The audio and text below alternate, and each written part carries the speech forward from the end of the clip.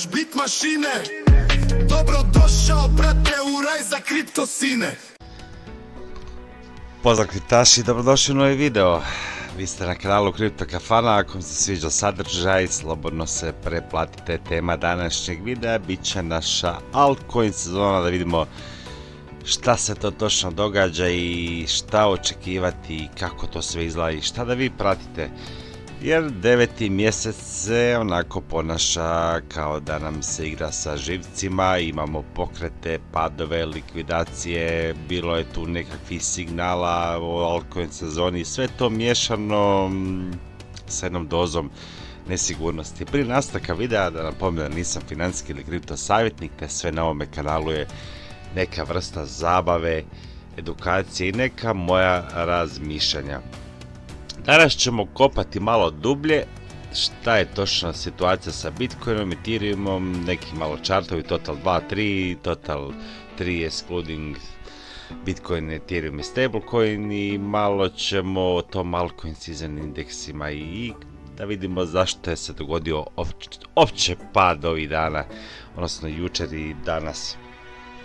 Nadam se da ste bili u Kripto Lajvari, ako niste vikendom, nedelja 21 sat, otprilike iduća bit će opet Kripto Lajvara, pa dođite na druženje. Ok, BTC, ajde počnemo sa BTC-om, da vidimo šta se tu izdešavalo na BTC-u. Gospodarom tržišta, zadnjih par dana BTC je pao na nekih 111-112 tisuća ili hiljada, naravno nije sad kraj svijeta i apokalipsa, ali je bio značajan pad, uglavnom zbog likvidacija long pozicija, nakotilo se, ja to volim reći tako žargonski, onako ulično možda, nakotilo se likvidacija i market makers to iskoristili. Ajmo sad malo ozbiljnijim tonom. Zašto se ovo dogodilo? Fed inače smanjuje kamatne stope, što bi teoretski trebalo pomoći, ali nekakva ista ta institucija je, tako reći, istaknula da će ublažavanje politike te biti malo oprezno, pa su očekivanja, mogu reći, pregrijanog tržišta malo i se stišala, jednostavno kao da je došlo jedno otrežnjenje.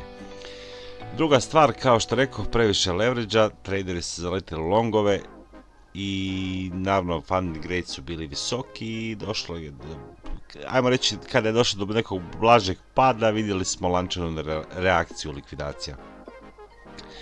Nekakve ključne tehničke razine podrške su također popustile, ja sad tu neću crtati baš previše po čartu, inače to ne volim raditi, jer mislim da pratite neke druge kanale, ću samo ovako teoretski to se proći.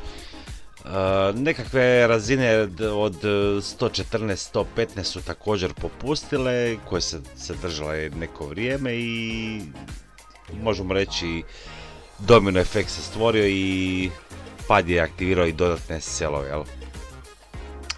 Unatoč tome svemu, Bitcoin i dalje po mom mišljenju relativno stabilan u nekom širem kontekstu, nema kolapsa nego više skakutanja, kao da trči po nekakvim žicama između stanica, i ovo je bitno, mogu reći da alt season voli kad BTC radi ovakve plesove, tako, obično kad BTC posrne, altovi dobiju poziv da zauzmu scenu, međutim još toga nema poziva, ali evo, ništa dramatično, iznad 100k smo i jučer sam u vijestima također isto rekao da smo 135 dana iznad 100k. Ok, tako da ništa dramatično kod BTC-a, mali pad, popustile su ovdje neke zone i uglavnom sve je to relativno ok. BTC dominacija, spominjao sam to masu puta u videima, u live-ovima, ona je trenutačno, mogu reći, tamo od, samo da vidimo, negdje juna u padu. Međutim, nalazi se trenutačno između 58 i 58,50 po zadnjim mjerenjima, odnosno u trenutku kada se snima video, i naravno imali smo, kažemo, zadnjih 2 mjeseca onako konstantan pad, ali mislim da zatvaranje Bitcoin dominacije odnosno ispod 57 bi možda bio znak malo većeg priljevanja, tako kažem, ili ulazak kapitala u altove.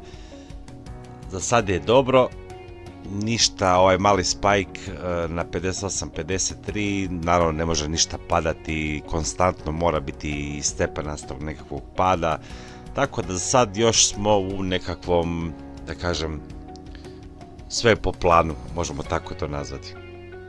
Neću puno filozofirati o Bitcoin dominaciji, uglavnom sve je još po planu. Imali smo ovdje isto također negdje u julu isto skok na 62, pa smo skliznuli opet dole, tako da sad vidit ćemo hoće li imati ovu konstantu pada, iako mogu biti ovdje nekakve, da kažem, stepenice prema gore, ali mislim da u nekakvom, da kažem, trendu bi trebali nastaviti opet prema dole, bez obzira, jel?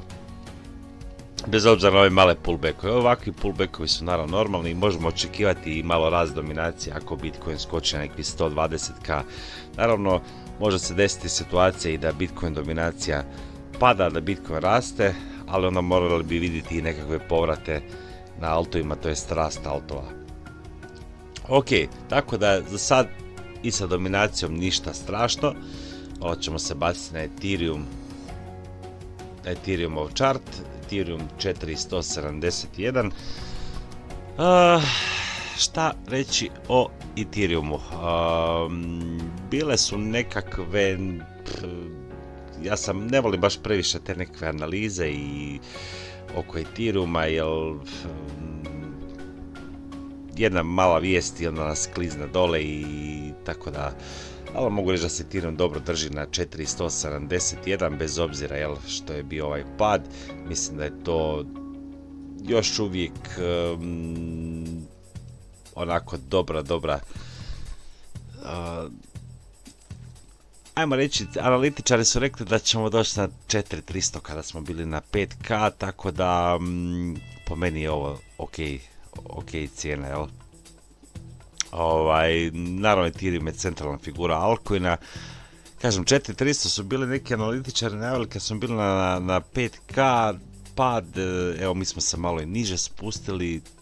Uglavnom vidim i najave 3,5, čak i na 2.500 ili 2.500, tako da mali bounce dole, jel, na Ethereumu. Vidit ćemo, jel.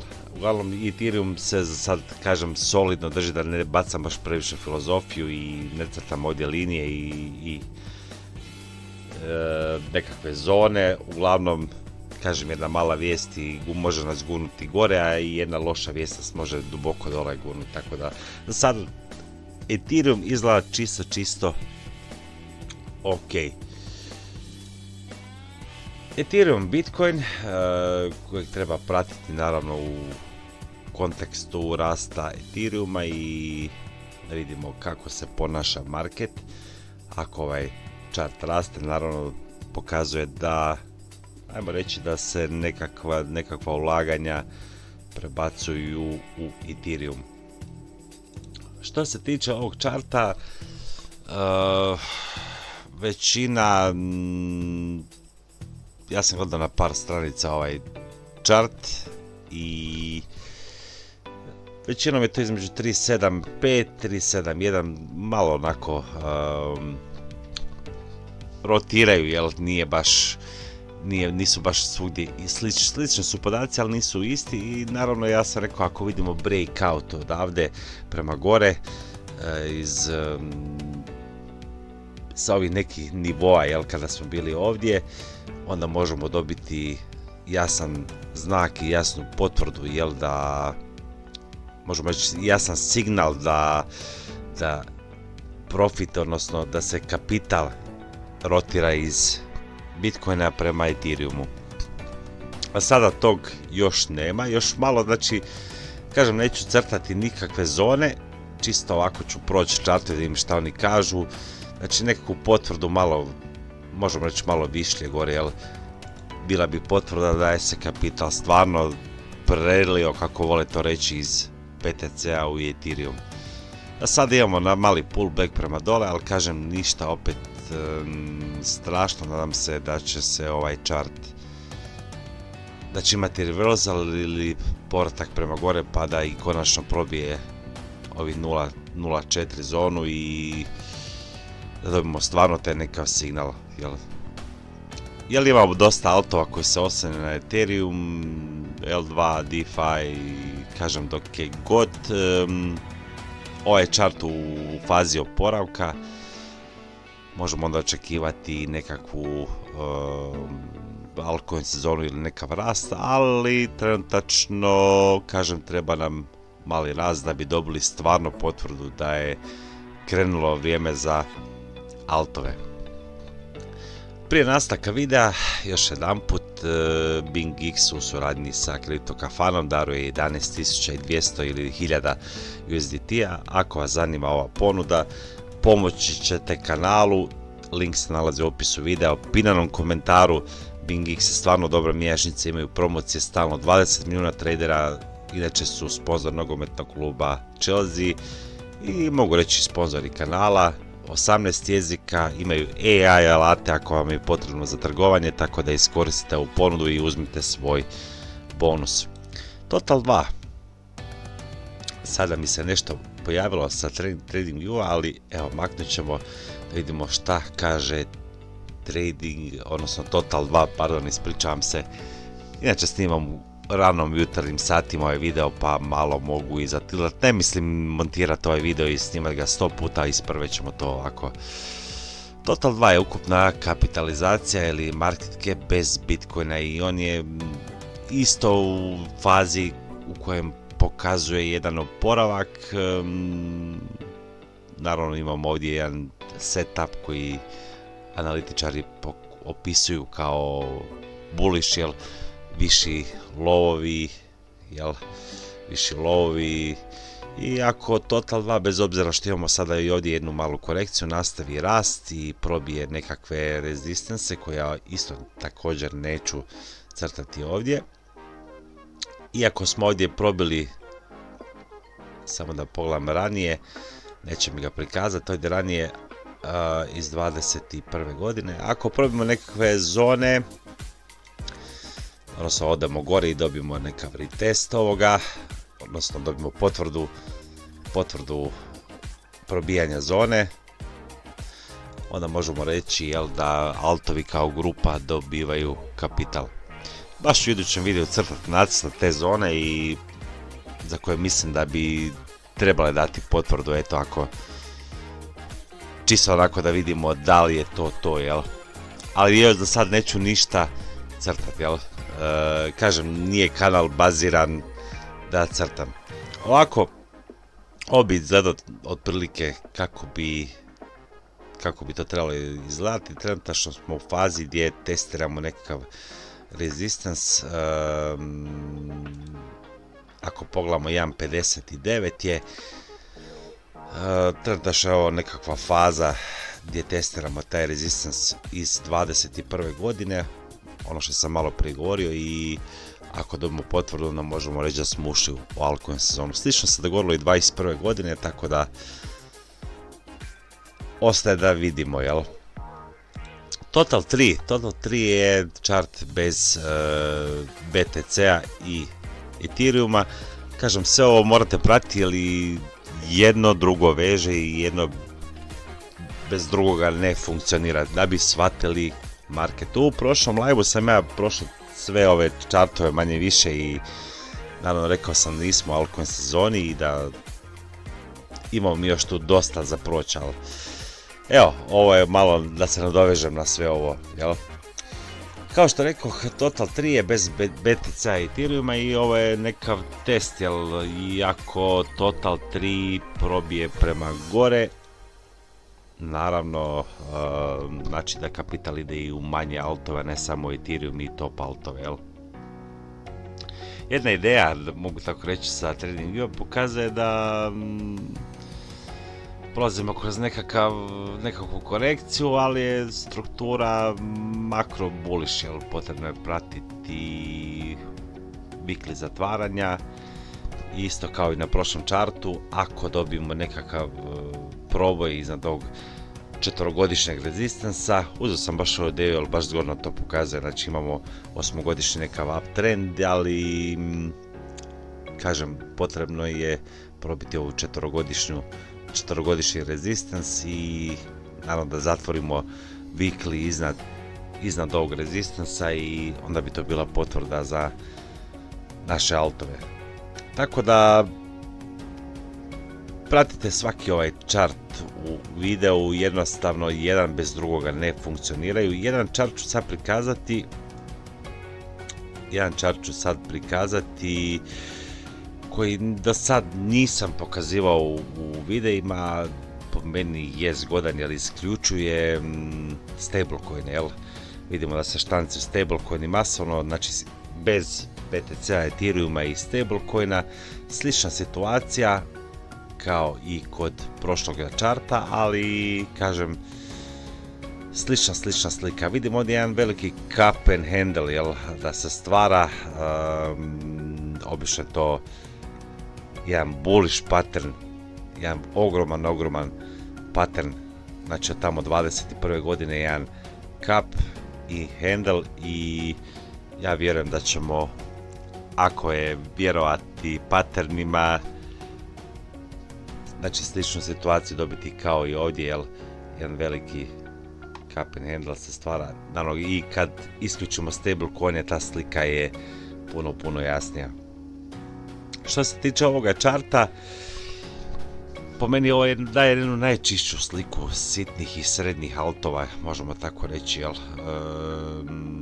I on pokazuje širinu alt sezone, je li rast koncentriran samo na velikim altovima ili prelazi na neke manje projekte.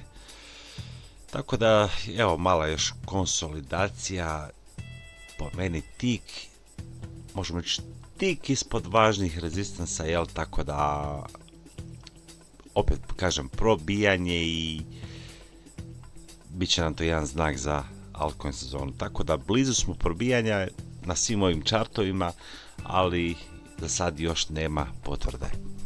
Altcoin season index, oko kojeg se vodila polemika, skočio je na 100. Meni je evo žao da su i napravili grešku oko altcoin season indeksa. Neki podaci malo ne štimaju, jel? Uglavnom, imajte na umu da altcoin season index, svaki izvor može malo drugačije računati, jel? Tako da neki računaju top 100, neki top 50, evo na ovom sajtu je top 50 i ja neću puno komentirati, vode se velim polemike, došli smo do 100, međutim altovi su pokazivali da nema, da ipak to nije tako kako ovaj indeks pokazuje, tako da ću ja njega sad preskočiti. Nekako mi se čini u zadnjih par dana relevantan, jel? Morat ću malo to detaljnije proučiti oko indeksa, zašto smo skočili na 100, jel? Nismo mi imali i 150 baš nekakve rastove altcoina, da možemo reći da je 100 da je relevantno da pokazuje 100. Iako ovaj indeks ako pokaže iznad 75 govori da je u altcoin zoni, baš to tako ne izgleda.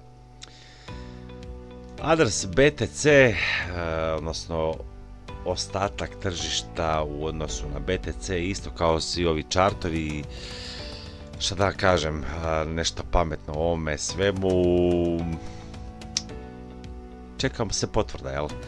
Imamo fazu gdje pokazuje se oporavak, međutim, kažem, zadnjih nekoliko dana tržište naravno nije bez rizika i imali su $1,5 milijardu u long pozicijama, puno ljudi ulazilo sa prevelikim leverageom i naravno ova korekcija ih je počistila i upravo je to možda i najveći razlog ovih padova, jel? Malo sam htio proći ove čartove i reći koji je upravo razlog. Tako da je ovaj čart morao malo past dole, jel? Čisto imali smo taj pad na BTC-u i na altovi malo više i naravno pokazuje se malo spike prema dole, tako da ništa čudno.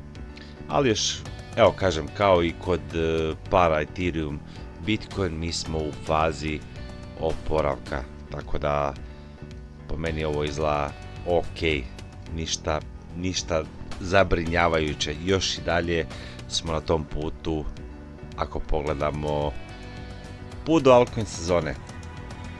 Kao što rekoh, još jedan put oprez svima, 1,5 biliona su počistili sa tržišta, nemojte trgovati na leverage, na polugu, radije kupite na spotu nešto i onda vas ovakve stvari jednostavno neće vas dirati i baš vas briga hoće li market otići na 114, 112, znate da će se vratiti za par dana dole. Tako da, kad stavimo sve ovo skupa, možda sam malo i odužio video, ali evo, čisto moram ovo sve govoriti i da ljudi shvate, da malo smirimo situaciju. Razlog pada, još jedanput, likvidacije long tradera koji su malo možda bili preambiciozni, vjerujem da su imali previsok leverage i kada se poklope nekakvi tehnički makro uvjeti, recimo pad ispod podrške možda, i onda to stvara jedan domino efekt, jel? Tako da zadnjih nekoliko dana prije ovog pada volumen altova je rastao, što je dobar znak. Vidio sam neki low capovima da je porastao volumen, ali kažem, treba nam breakout, odnosno rast na ovim svim chartovima uz nekakvu potvrdu da zatvori recimo tjedan, onda možemo reći da smo po chartovima ušli u altcoin sezonu i naravno da bi trebali i vidjeti na svojim altovima nekakve profite i nekakve pluseve, jel? Makrofaktori su također bitni, samo da kažem, kamatne stope, inflacija i PCI i izjave Feda ovaj tjedan će biti, odnosno sedmicu, volatilno. Imamo danas, kada izlazi ovaj video, govor Jerome Powella, vidit ćemo kako će to izgledati. Naravno utječu tu i kamate, i jačanje dolara ili slabljenje dolara i kažem, sve to utječe na rizični taj kapital koji želi možda ući u altove, jel? Trenutno je sentiment, pa ajde altovi, ali neću još riskirati sve, jel? Neću ući all in. Tako da, još smo u nekakvoj ranoj fazi, vidimo rotaciju kapitala naravno u Ethereum, ne mogu reći da nije se to dogodilo. I vidimo i vidjeli smo i rast na nekim većim malo altovima, imali su neka blagi rast i rast volumena, ali još nismo u toj nekakvoj potvrdi altcoin sezone, jel?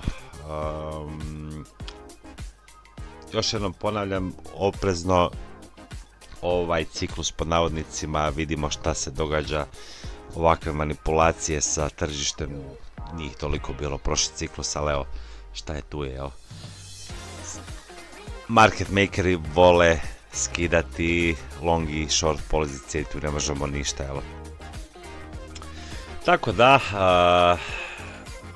da damo nekav još zaključak na kraju. 9. mjesec, ovo mogu reći da je period testiranja, rotacije i balansa između optimizma i rizika, jel?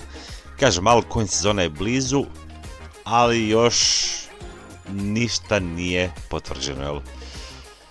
Da bi dobili, kažem, tu altcoin sezonu, trebamo potvrdu ovih chartova prema gore i čak bi mogao reći da moramo se malo i BTC nam stabilizirati i pad dominacije ispod 57% i možda bi to onda bio onako znak da mogu reći, evo, dobili smo altcoin sezonu.